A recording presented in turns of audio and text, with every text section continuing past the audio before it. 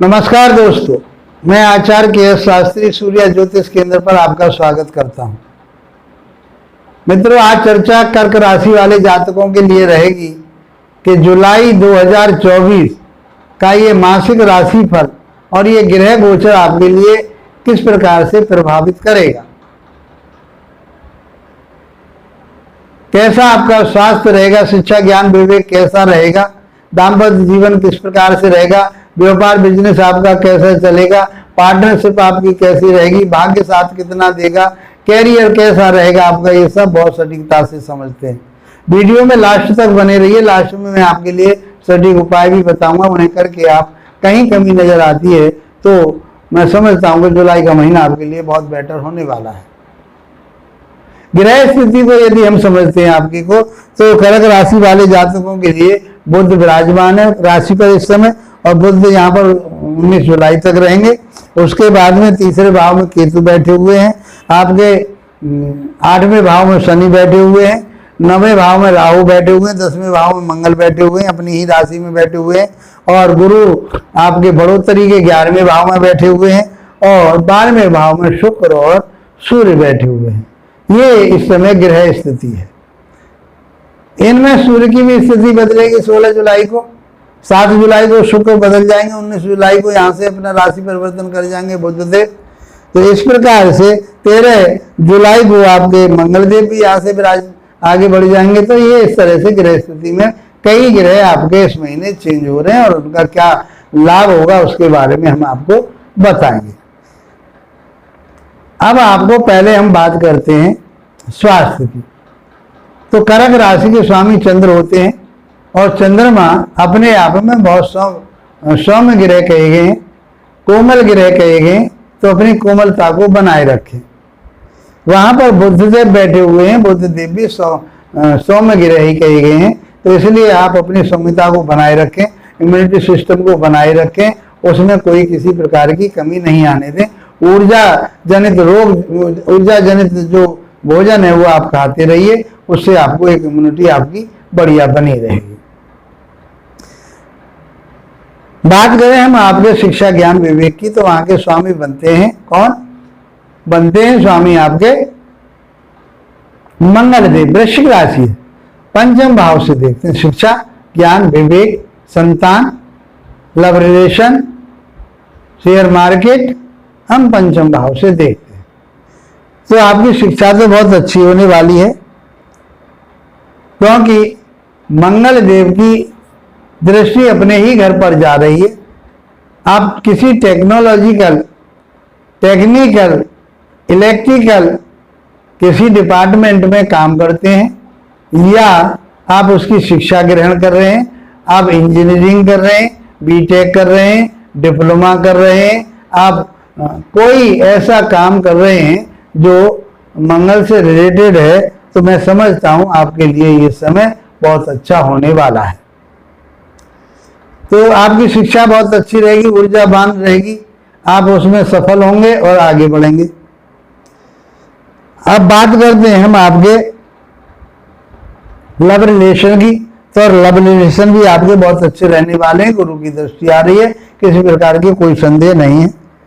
आप कोई कंसीव करना चाहते हैं अपने घर में तो मैं समझता हूं कि इस समय आपके परिवार में कोई नया जीव जो आने वाला है, जो आपके घर में उन्नति और तरक्की लेकर के आ रहा है, आपके घर में खुशियां लेकर के आ रहा है, उसको आप उसका लाभ उठाइए। इस समय कंसीव करना चाह रहे हैं तो संतान उत्पत्ति के योग बन जाते हैं।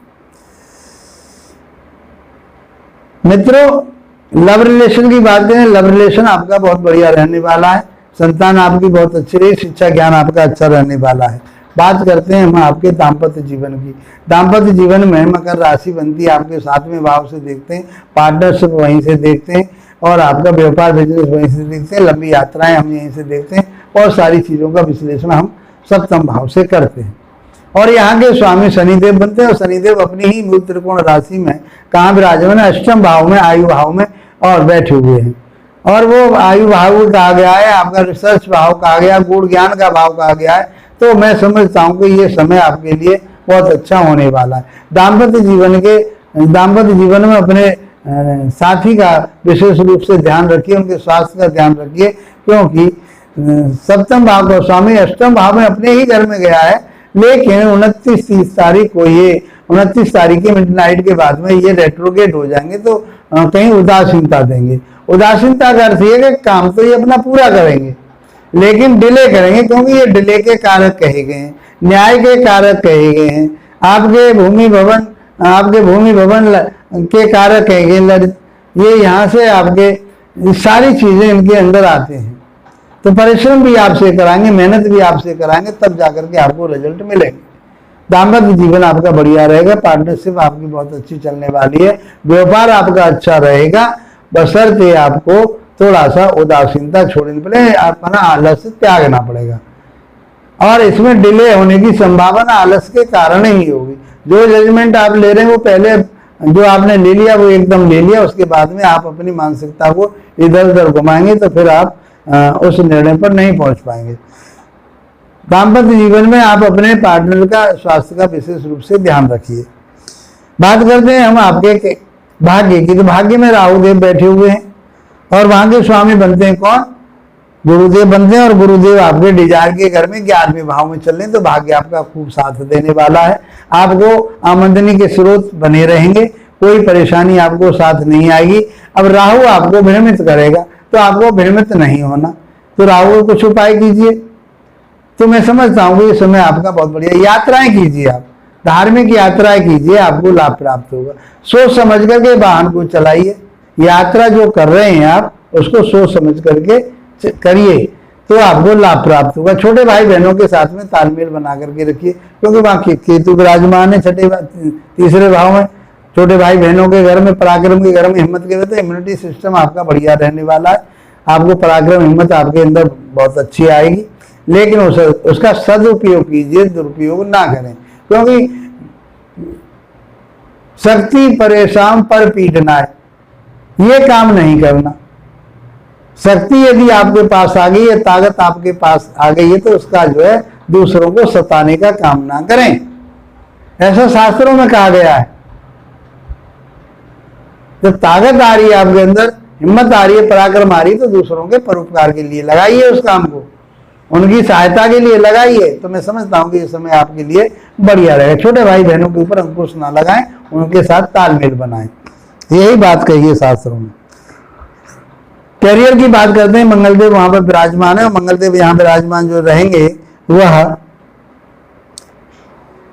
मंगलदेव की जो स्थिति रहेगी 13 जुलाई तक रहेगी, तो मैं समझता हूं कि आपका कैरियर तो बहुत अच्छा होने वाला है। उसके बाद में वो डिजायर के घर में गुरु के पास पहुंच जाएंगे, तो आपके जो कर्म है, आपका जो व्यापार है, जो आपकी बिजनेस है, जो आपकी नौकरी है, चाहे आप फोर्स में काम कर रहे हैं, पुलिस में काम कर रहे हैं, मिलिट्री में काम कर रहे हैं, कोई आप ऐसा न्याय से प्रति कोई सिक्योरिटी में काम कर रहे हैं, मतलब फोर्स से संबंध कोई काम कर रहे हैं, कंस्ट्रक्शन का काम करते हैं आप, इलेक्ट्रिकल आप काम करते हैं, जो भी आप कर रहे हैं, आप कोई होटल मैनेजमेंट, आप होटल का काम करते हैं, आप रेस्टोरेंट का काम करते हैं, मैं समझता हूँ ये समय आपके लिए बहुत अच्छा होने वाला है। आप उसका लाभ उठाइए, उन्नति होगी, तरक्की होगी। आप इसी के साथ आप लोगों का धन्यवाद, नमस्कार।